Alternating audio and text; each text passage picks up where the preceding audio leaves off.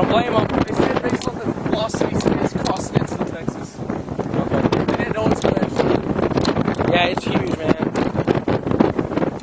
Watch out for the lightning. It's like crazy right now.